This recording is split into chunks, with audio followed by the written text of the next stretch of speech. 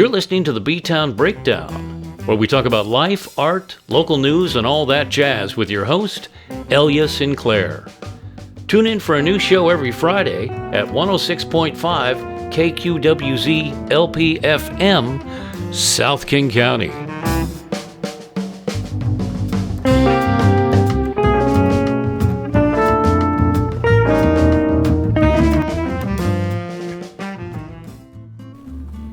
Hello, and welcome to this week's show of the B-Town Breakdown, where we talk about art, life, and all that jazz.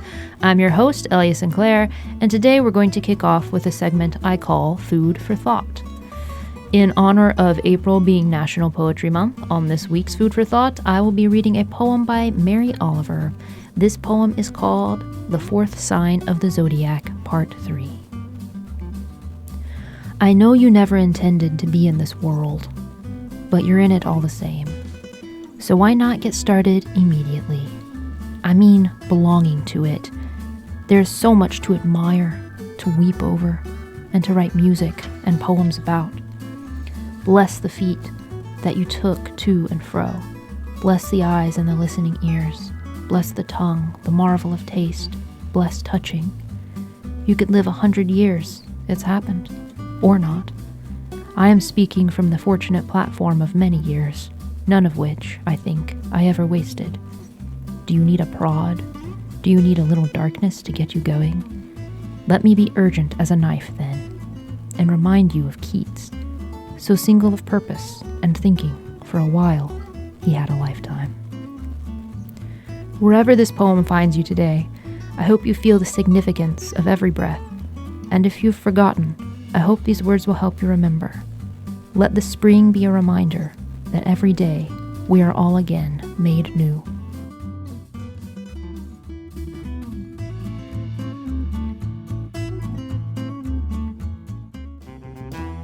You're listening to the B-Town Breakdown, where we talk about life, art, local news, and all that jazz with your host, Elia Sinclair, at 106.5 KQWZ LP-FM, South King County.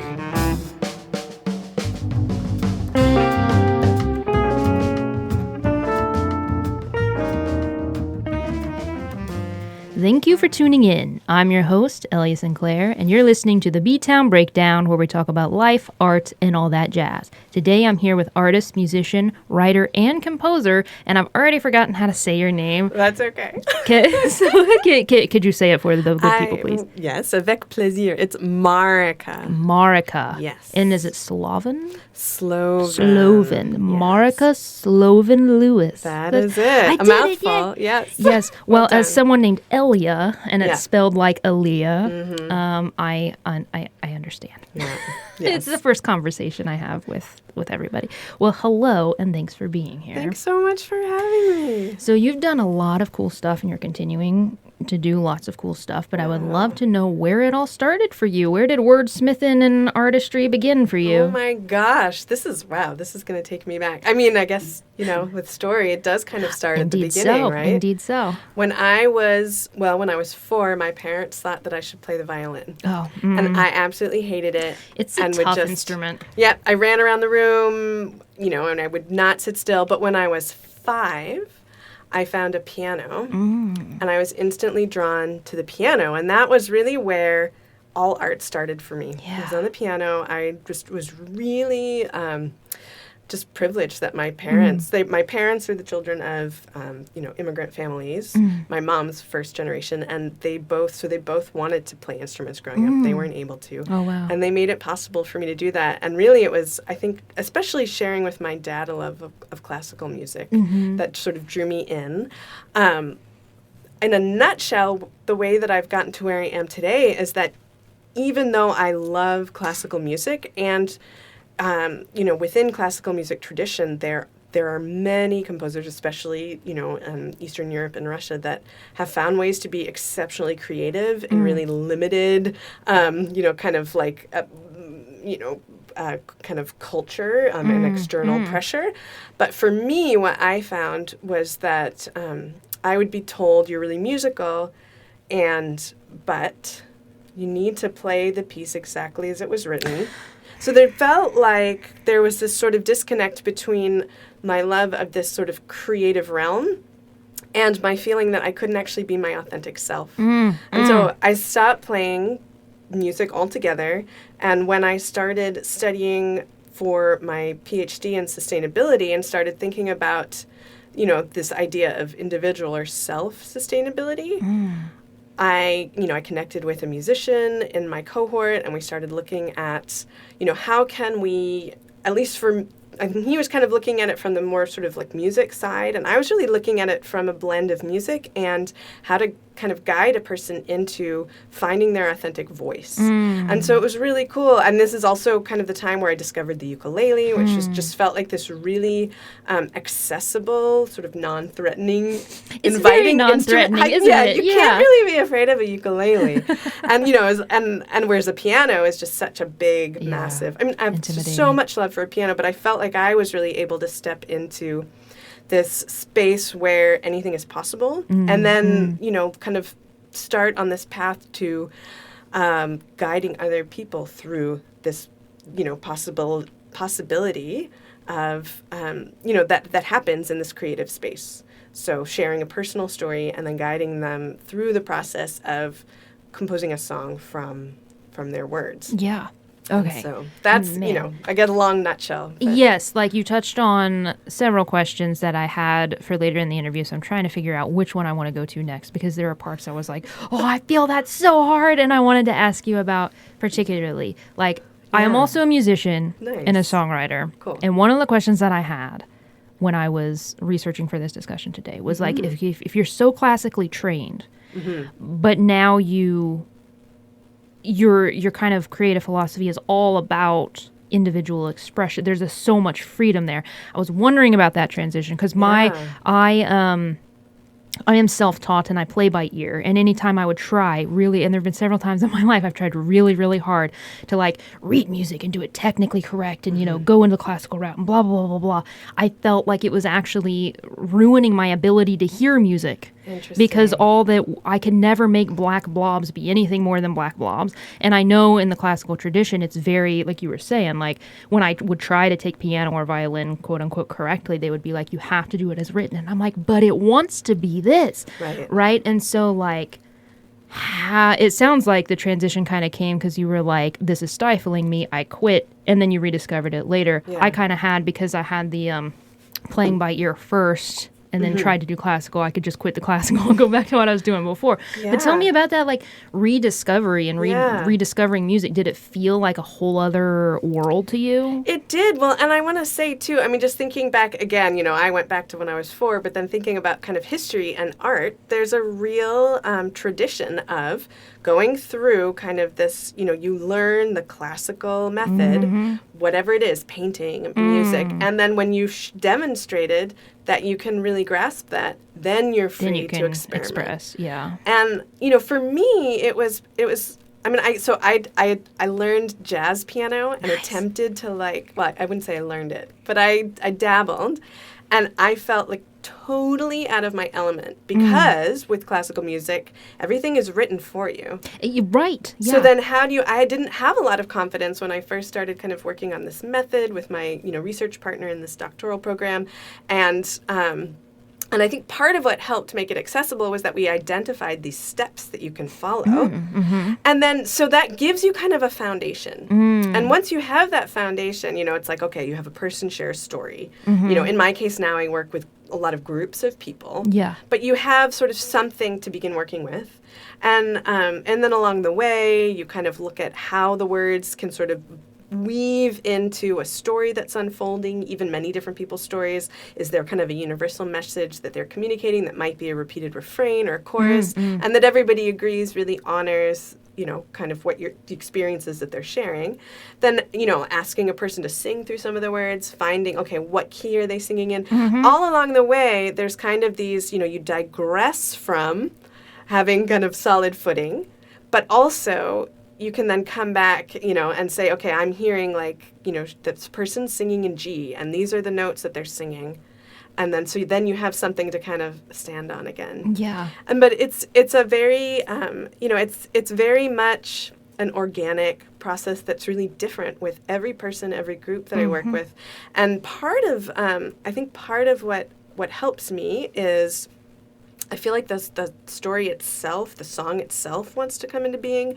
And so I'm really trying, as I'm guiding, to focus on the people I'm working with and making sure that, like, my own ego and attachment to, like, I think this would sound good, but if they don't think it does, then it's like, okay, I have to let go. Step aside, yeah. And then also just kind of let it unfold and sort of just that kind of trust fall, which is hard, you know, because always, you know, there's that voice, that inner critic that's saying, like, well, this time you might not be able to create a song, or oh man, I know, even after hundreds and hundreds of times, it's like it's just not going to work this time. So it's very humbling, and I think part of it is just there's something really magical about getting a group of people together, especially people who don't know each other, who may be from different cultures, different languages, and just sort of, I mean, just that kind of trust fall into this, you know, creative space, and knowing that, you know, here we are, there's this window in time, and something is going to come out of it. And something always does. So,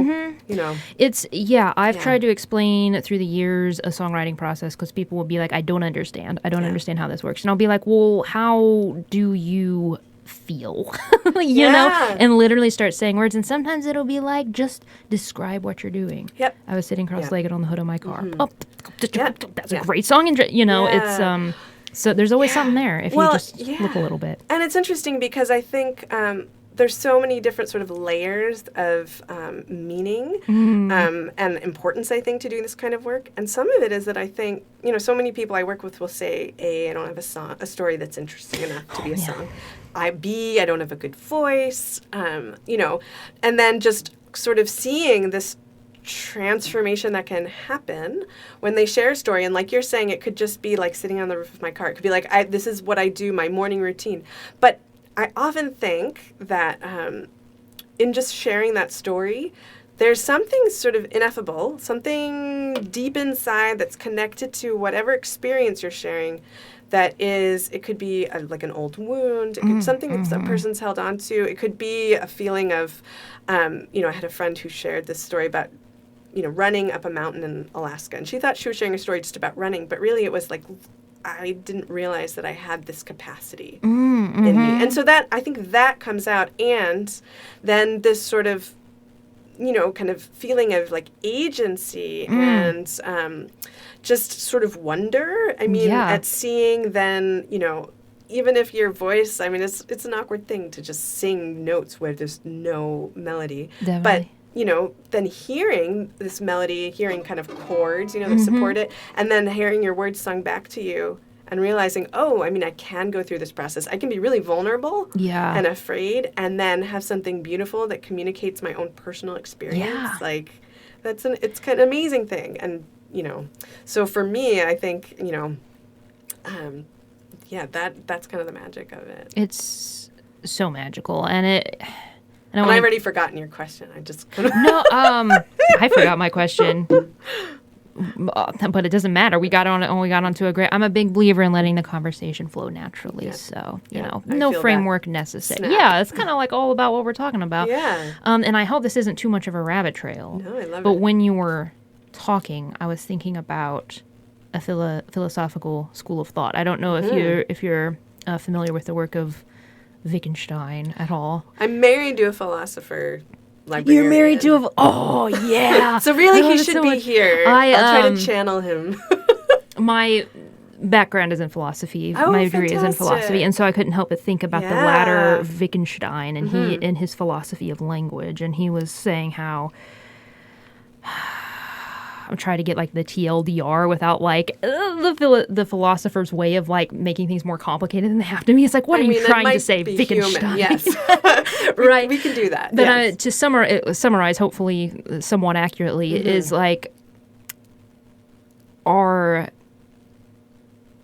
self-understanding in some ways relies on the ability of others to communicate with us, like through the exchange of this communal creation called language. there is the only way to understand the self. Oh, it's beautiful. Yeah. And there's a quote. I don't know if it's Wittgenstein or someone summarizing Wittgenstein, but it was that language becomes public tools to understand a private life. That's beautiful. Yeah. And yeah. So I wonder if you have thoughts about that, So and many. also like what do you think is so powerful? Because these stories live inside of us, and we know what they are. Usually subconsciously, I think. I don't think we often take a lot of time to communicate them even to ourselves. Do we have? It's not encouraged in our culture. True. Right? I mean, but what do you think it is about speaking out loud our own stories? That's also another huge question, but I'll just so we've got love language, that. Yeah. speaking our stories. Yeah. So speaking our stories, maybe starting there is just. I think there's a difference in what we communicate and how when we speak as opposed to writing, because it's unfiltered. So even just the medium of the pen or typing, it's like we can like clean it up, or not clean it, but do you know what I mean? Make it like tidy and how you might write it on a page More versus thoughtful. just, speaking without any kind of preparation. Yeah. It's sort of raw and I think just authentic in a different kind of way, not better or worse. But I also think that it's, again, so there's a quote, going into language a little bit, and this idea of like story and how we narrate our lives and who we are. There's a quote that kind of guided a lot of my research from McAdams et al. We'll just do like a citation there, right? We are all storytellers, and we are the stories we tell. So language is really powerful. Yeah. And, the language that we choose, and especially if we are choosing the language and how we narrate our experience. And in a lot of my research and kind of recent experience, living in Belgium and writing music with people who'd experienced forced displacement and migration, being invited to share our experience as opposed to, especially in the migration narrative, having other people from, media, government, politicians, people with different agendas, not all, necessarily bad, but just, or good, just taking the judgment out for a moment, but just there's a difference between having someone tell our story for us and being the person Who tells the story. Yeah. Yeah. Even I recently was in Belgium and presenting on some of this work, and I was looking at the Universal Declaration of Human Rights, and then there's the Universal Declaration of Cultural Diversity, and there are, first of all, there are articles, right? Art is in the word, so there's already a place for it. So I'm like, okay, we're supported. Articles. There's a foundation, but also, there's a lot in there that says that it's a fundamental human right for people to be able to participate, to communicate, to share their personal culture, to communicate in their own mother tongue, in their language. And that, this actually, the more diversity in a culture, the more, strength there is, especially mimicking biodiversity in the natural world, the more ability to cope in times of adversity. Thinking about, recent like pandemic, for example. So anyway, it's easy to, again, go down that sort of like rabbit trail. I love rabbits, but I do think that there's a lot of these elements of kind of what makes us human and what helps us to be sort of sustainable, balanced, healthy beings in community with one another, and language and communication and agency are kind of a huge part of that. Yeah, I had a question in here about your creative philosophy, because it's very robust and holistic, and that the words you used there rung a bell with what you have on your website about your creative philosophy. So do you have anything to expand upon in your creative philosophy that's sort of right we have to self-expression, especially like in our mother tongue, from our own culture and all of that, to be how do you put the sustainable, balanced person? And if we go to sustainability, which was the focus of my kind of doctoral research, but you can think of it from many different perspectives and in many different sort of like languages and subjects. But if you think about sustainability, and just this kind of idea that for a system to sustain itself, in perpetuity, it needs to find sort of just healthy, kind of balanced ways for all the elements in all of the organisms in that system to thrive, and especially in times of adversity, needs sort of positive, healthy ways to return to equilibrium. And so if you think of that, my work was really looking at I mean, how can we model that first in our individual lives? This idea of putting your own oxygen mask on first, which then helps you to have that foundation, that just a kind of healthy place that you're coming from, your personal needs met, in this idea of sustainability without inhibiting other beings from also meeting theirs. Right. But then, how do you model that, which I think helps you to be more capable and more open and able to then be in community helping other people, kind of do the same thing. And so I think that one of the ways that at least for me and on my path, that I personally and in community with other people can help to kind of return to that equilibrium in times when things are thrown out of balance, especially, by elements of life that are out of our control, pandemic, losing a job, being unwell, and just feeling like you're not in control. You can always have agency of how you tell your story.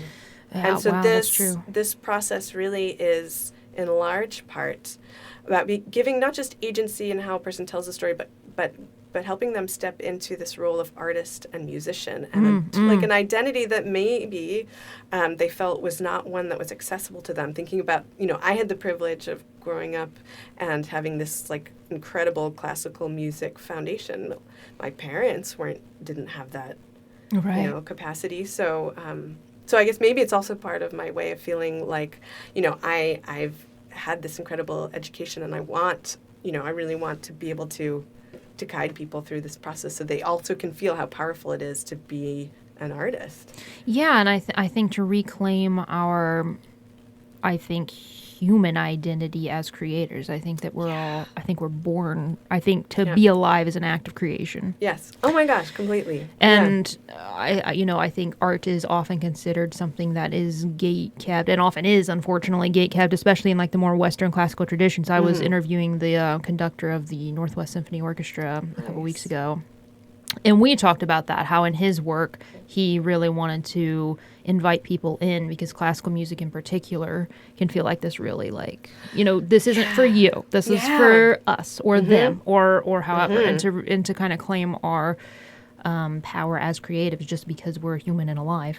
Right. I think is a very we literally have instruments built into our body, right? So I mean, we're already there. Yeah. But there's a difference too in just how we view ourselves and what we're capable of, and then seeing that we can do it. And I mean, part of what I did when I was in Belgium was, just noticed that because I brought an instrument with me, people labeled me as the real musician. But once I started bringing little handheld, even just rhythm instruments, and a person picked out an instrument, they participated in a different way. And you could just see, there's just a different energy around them. Yeah. And there's a different feeling of this kind of shared experience as well. Yeah. So, I mean, I just think there's a lot of different ways to help people who learn differently and who want to participate in their own way to be able to do that. Yeah.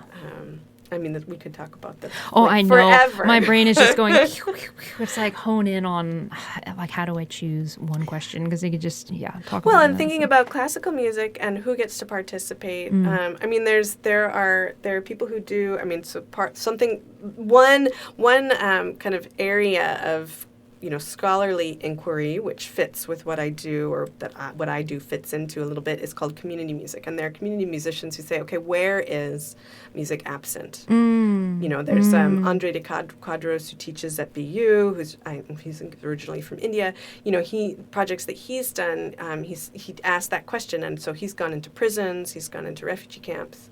And to bring it there, and something that that resonated with me that he spoke about, because I experienced this coming from a Western kind of colonial foundation in music, and then working with people, in Belgium who came from all different cultures with different traditions of music making, was thinking about how can I guide this process in a way that is, inviting and honoring people's very different ways of not just communicating in language, but also creating music, right? So there's always more that we can do. But I think it's, something just to kind of have in mind as we step into these spaces with other people. It's true. And not just within art, right? I mean, so many areas. Definitely. Really honoring the cultural history of their own music. I was talking to a musician a couple weeks ago who is Brazilian. Nice. And plays Brazilian music. Like his whole career is built on, the culture and the music and all of this. And I was like, so what is the music education like in Brazil? Like, is there a cultural tradition? And he said that the education is all Western music.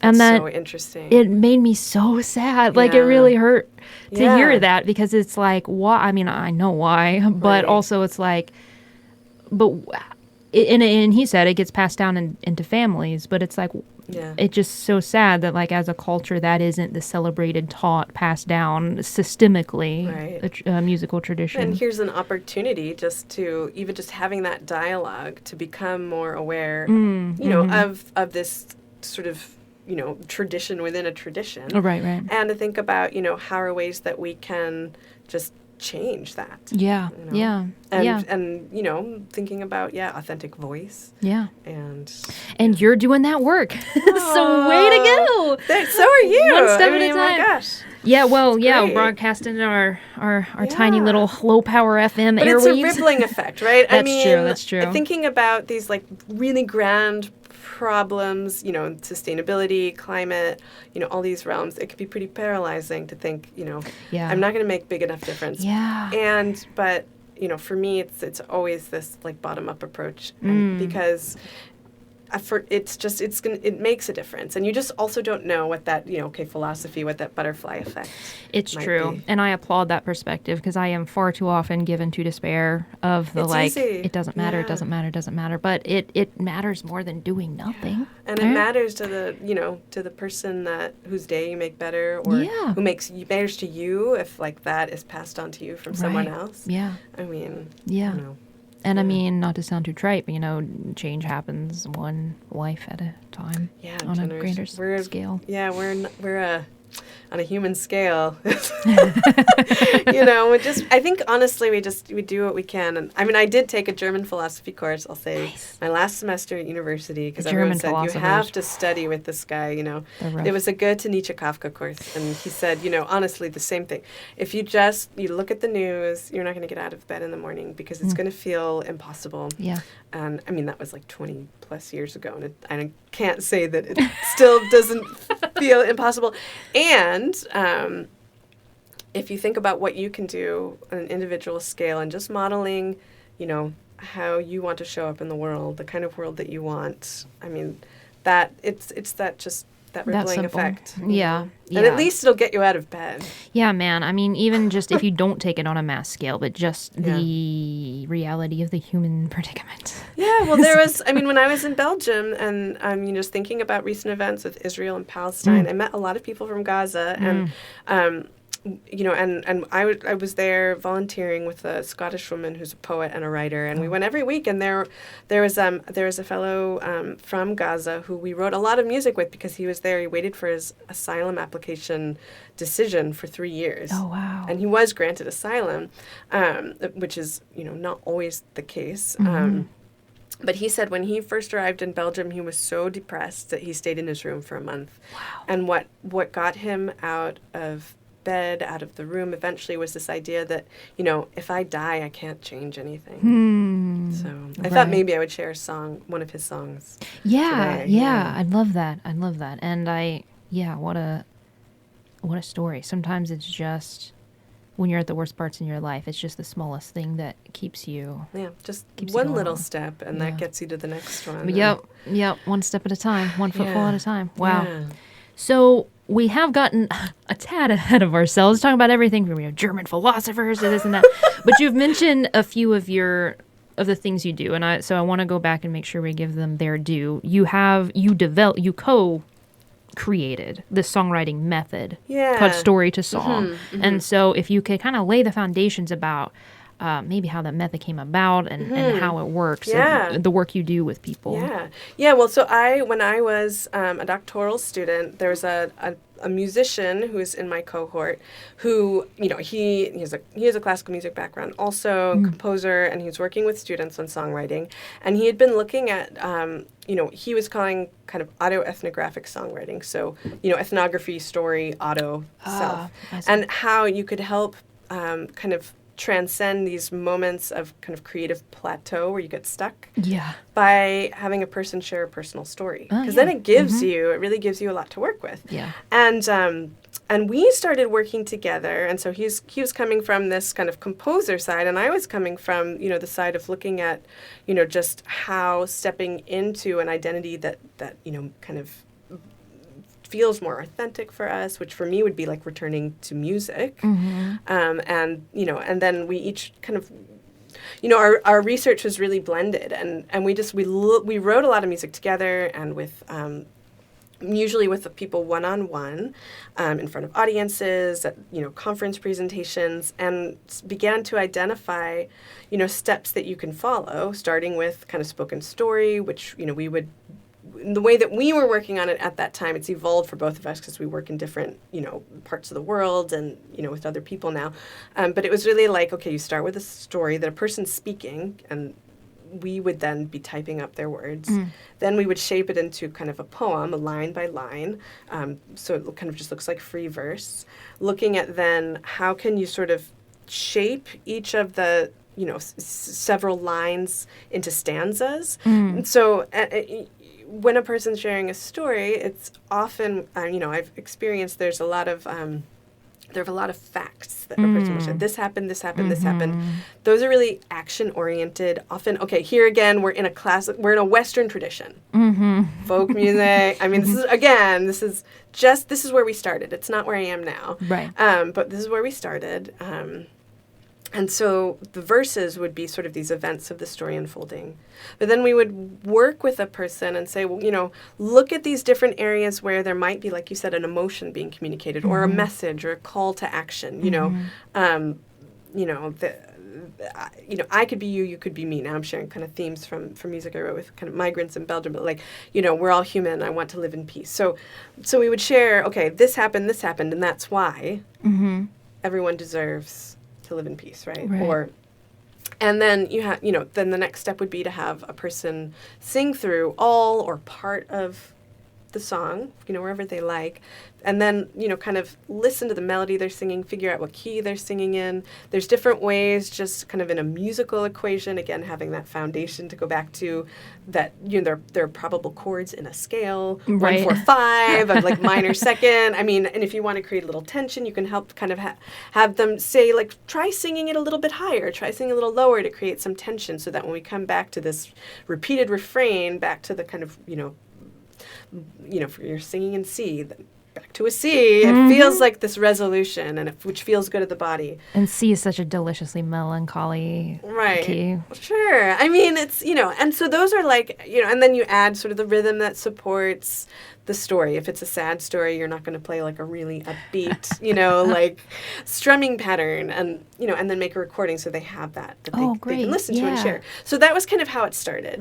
And, and we've kind of, moved in different directions. I mean, when I moved to Belgium, even before Belgium, I used to be a National Park Service park ranger, so I was doing workshops with kids, with adults, with groups, and seeing, how I could guide the process with many different people and kind of taking words and phrases so that everybody's contributions are included. In Belgium, then it was even more of a challenge to take not only all these different experiences, but often in different languages. Yeah. And, create a space where people could, step into that kind of vulnerable space of sharing, and also kind of be able to hear one another, to be able to support, okay, I want to say this, and I hear that you want to say this, and kind of just discuss translation and different, meanings. I mean, because from one language to another, nuances can be really different. And even people from the same culture and language, we worked with a guy from Afghanistan who shared this phrase, Zindagi Shams Doam Dara, which he translated as in life there are second chances. And 2 years later, we met another guy from Afghanistan who said, well, actually, I think it means life gives second chances. Oh. Really different, right? Yeah. And so, but it's a lot of creative just space to kind of explore. And so, I mean, so from that foundation of story to song, I call what I do guiding song, right? I might use this kind of foundation of the story to song method, but I really try to just guide and facilitate, and then, and as much as possible with the people I'm working with, have them really take the ball and run with it, if you will, for like Yeah. a sports metaphor, but Yeah. kind of that idea. Sports ball. Yeah, there you go. That's what I say because I don't know much Yeah. about sports. So Me neither, anything sports is obviously. just sports ball. Yay. Yes, people are sportsing. That's what They're you're saying. sportsing. So you've Yeah. mentioned Belgium a lot, and you just returned from Belgium. So what's the connection there? How did that get started? Your work Yeah, with sure. migrants. Well, so my husband was interested in doing his doctorate, and he studied in France a long time ago and had always wanted to go back. So he wanted to be in a French-speaking country, and first looking at France, and then it was Belgium that really he met a professor who he really connected with. And so we moved to Brussels, and we were there from fall of 2016, up until the start of the pandemic. And then we were in France for a year, and then came back. So I guess we came back in 2021, geologic time, very recent. Human time, slightly less recent. But what I found was, here I am in a place where I don't have connection or purpose or community. How can I create that? Yeah. And one way I did that was, the many hats that I wear was to study yoga. So Yes. that was a great way to meet people and just, kind of channel that inner self-sustainability personal work, right, on a personal level. And the other way I did it was I really wanted to be writing music with people from their stories. And I wanted to, I wasn't quite sure at first, like, where I could do that. And, especially, I think kind of 2015 was really the rise of the kind of quote-unquote refugee crisis. You're thinking about language. Yeah. And how it can shape how we think about anything. Yeah. So what I thought was, perhaps, I think that all people can benefit from sharing their story, moving through this creative process. It can just be so freeing and help us find meaning from life experiences, just increased sense of agency and empowerment. And for people who are in this kind of liminal space where they're on the periphery of society. I mean, they're in here, refugees, migrants, asylum seekers, they've left their home country. They're in this new place, but they're not yet accepted members of society. They're literally even living in this like liminal space, this refugee center where they're required to live. Right. So there's not a lot of choice. They're waiting for this decision for their asylum application. And I just thought, maybe this is a space where this could have some meaning. I mean, my inner critic was like, oh my gosh, like, maybe you won't succeed. Maybe they won't like you, all the things.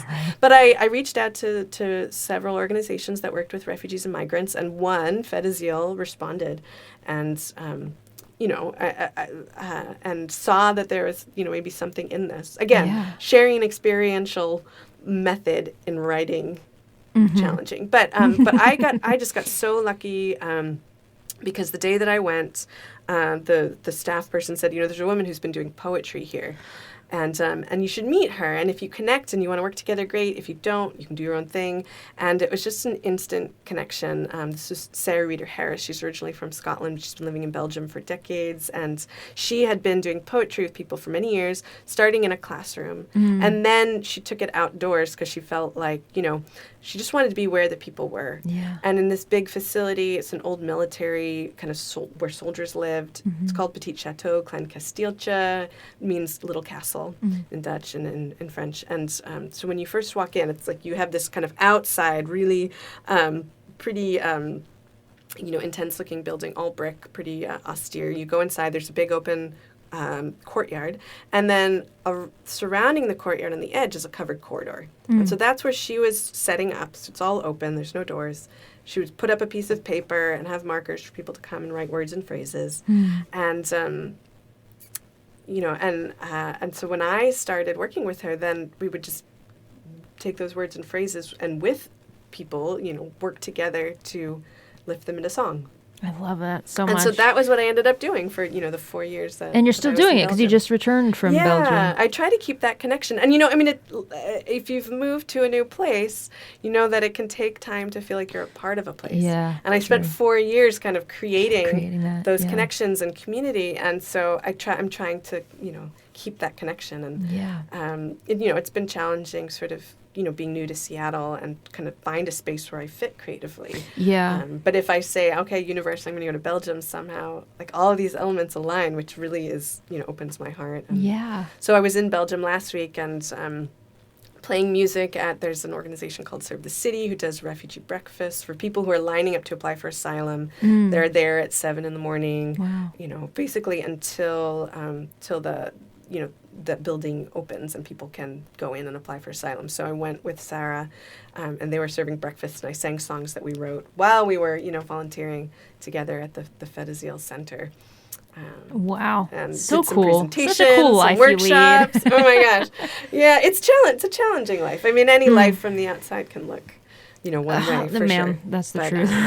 But these moments make it feel like, okay, yes, this is, Yeah. I'm happy to be here. Something I reiterate over and over again on the show is how the creative life is one that you build as you go. Like there is no roadmap, and that makes it a lot more challenging, and often, you got to figure out, how you pay the pesky bills and all of that. And it's particularly challenging in a capitalist society where from, a very young age you understand the idea of giving something for nothing in the capitalistic sense is a bad investment.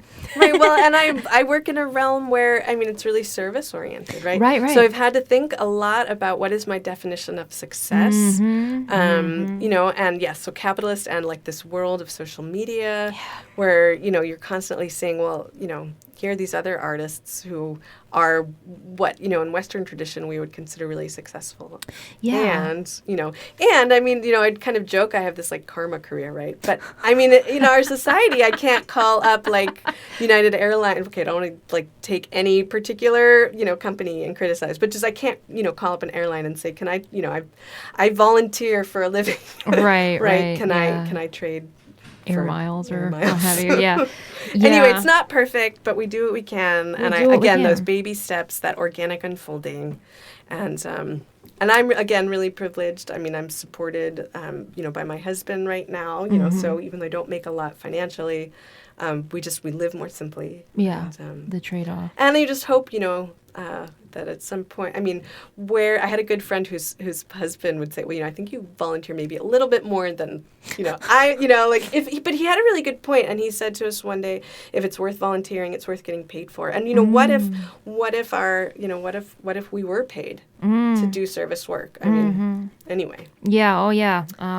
So that's a digression again, but. Oh, but it's so true, because the real valuable things in life have nothing to do with money, and I feel like the people who prioritize those other forms of value are then penalized financially, and it makes no sense. And I don't have children. We don't have so there I fully understand that we don't always have the kind of choice we'd like. Right, that's very true. To just say, okay, I'm going to stop my 9-to-5 job and become an artist, or right. There's just a lot, but I felt really blessed, at least in especially in during my time in Belgium, to meet a lot of different people who trusted me with their stories and with this kind of vulnerable process, and so that's another reason why I always feel like just really my heart open when someone like you just then invites me to share that, talk about those projects and share those songs, because if they're not shared, and that's that next step, right? So having this like creative space, being able to speak in our authentic voice, in our own language, from our own experience, and then sharing the artwork that's created with people all over the world, so that we can step into the experience of another person and also see ourselves in it. Right. Well, that I have so many questions I could ask, and we could talk forever. But the one more I wanted to ask before we have you play a little bit is, if someone is listening and they would like to try this at home without a musical facilitator such as yourself, what would you tell them to do? Oh, well, I would ask them to reach out to me for starters, and I would just share with them. I have quite a bit of just kind of written documentation about how to do this. I have a YouTube channel and some videos where I could describe the process, and that might be a good starting off point. Great. Can you tell them where to find you specifically? Yes. So the best place to find me on all social media platforms is at Guiding Song, and then my website is guiding guidingsong.com. My email is M as in Marieke, S as in Sam, Lovin as in Nancy @gmail.com. M Slovin. Looks like Ms. Lovin. It does look like Ms. Lovin. I did like a couple double takes when I was emailing you. I was like, Ms. Lovin. That was like way back, in the dinosaur ages when we were first getting email addresses, going off to college. And it was the first letter and then the last name. It just so happens. Yeah, but it's fun. And we need more love, right? Yeah. And it goes nicely with all that you're doing. I think, and really a first step is, I think, just to sit in a space of quiet and listen to what comes up for you, right? Definitely. And write it down. This method started with spoken word. And like anything, I don't think there's necessarily a right or wrong way to begin just thinking about what you want to say. That's what I was going to say, and I'm not trying to add to your method or anything like that. No, but it's organic. I would tell people, don't be afraid to have a stream of consciousness too, because sometimes that's where you find the gold is when you're literally saying stuff. Yeah. Well, and spoken story gets like that, right? Yeah. I mean, if you're not, sitting and kind of crafting it to begin with, but just letting it flow. Right, letting it flow. And I think that's a great place to start, and it's countercultural. It's revolutionary to sit and just take a pause and listen, That's the truth. So I think that's a great place to start. And I, perhaps it's a controversial thing to say, but I think that very little art is made without that pause. Oh, for sure. Because you gotta give it time to talk. You gotta shut up. There's a scholar that I've read, last name O'Neill. I think it's Maggie O'Neill. And I want to say she's in Ireland, but don't quote me on that. But she does a lot of work with participatory art and refugees, and especially women. And she was writing about, in an article, maybe like, a little bit more than 10 years ago, and I'm sure she still does. But this was the one that I found, and it just clicked for me. She said, she talked about this hyphen and kind of creativity, where it's like taking a pause. And then in that pause is where there's a window of opportunity for something to happen. So it's the big way that I think about this work now is that, we can create and we can, do all of this stuff, and it's important. But if we don't take intention to set that time aside for that pause, it likely won't happen because we get so swept up into all this external stuff, right? That's drawing on our attention, that's taking the oxygen mask away. And suddenly we're out of breath, for sure. I mean, there's a reason like burnout, midlife crises are an accepted part of the human life cycle. And if I go back to my dissertation and this idea of self-sustainability, I would say there are ways that we could, with intention, recreate what the human experience is.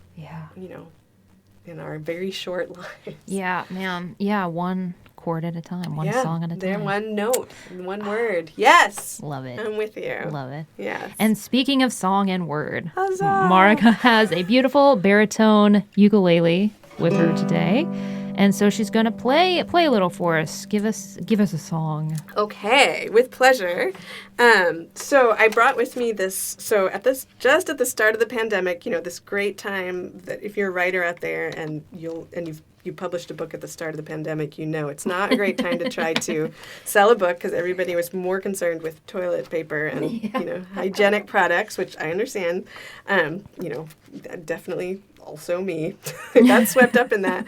But like when the we realized we had all these songs and we had this literature event that Sarah and I were invited to participate in, and this was maybe like a month or two before the pandemic started, and we thought, what if we just create like a little short flyer with a couple songs that we wrote.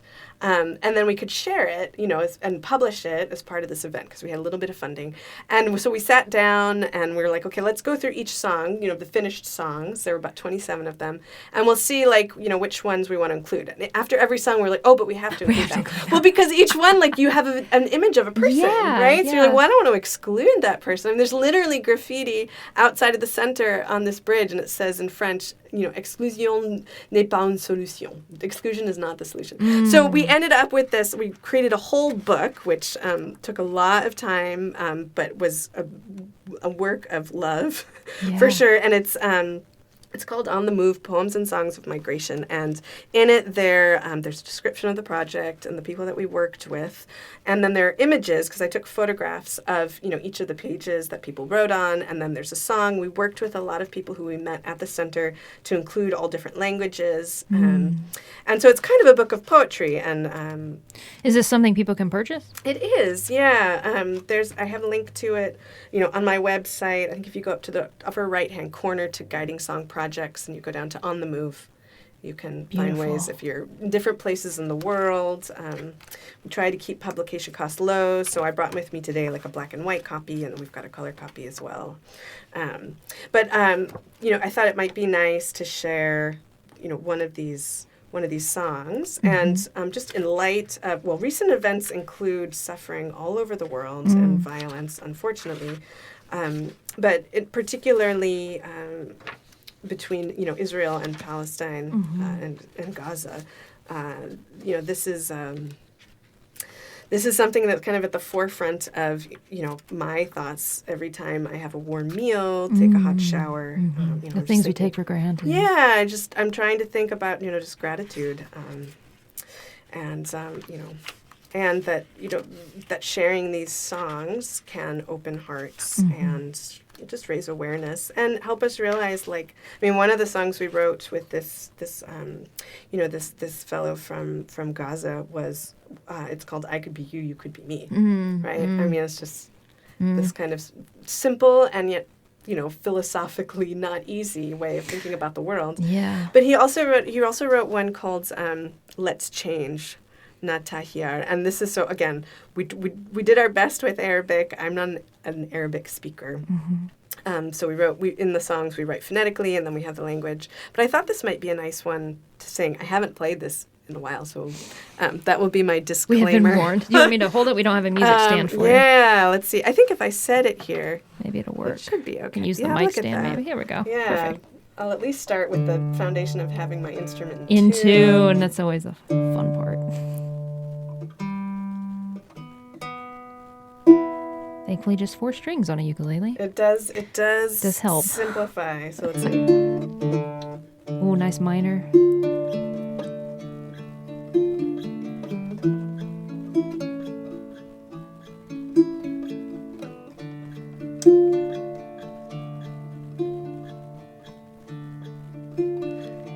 Okay. We are human. We are the same. We are human, and we can change. We can have a better life if we celebrate our divide. Don't close your mind to life, let's change. Life is beautiful, enjoy your life. Life is beautiful, free your mind. You can have a better life if you celebrate our divide. Open your mind to life and change. Nan bashar mutasawin. Nan bashar natayar. We can have a better life if we celebrate our divide. Don't close your mind to life, let's change. Nataya. Wow, so beautiful. It says it all right there, like you said, very simply, but diversity, yeah, change. We are stronger together. We are, yeah. Yeah. Yeah. Well, this has been delightful. Thank you so much for coming on the thank show. What a you. great convo. And I feel like there's so much more to say. Well, it's just the beginning. Yes. Right? Yes. Totally.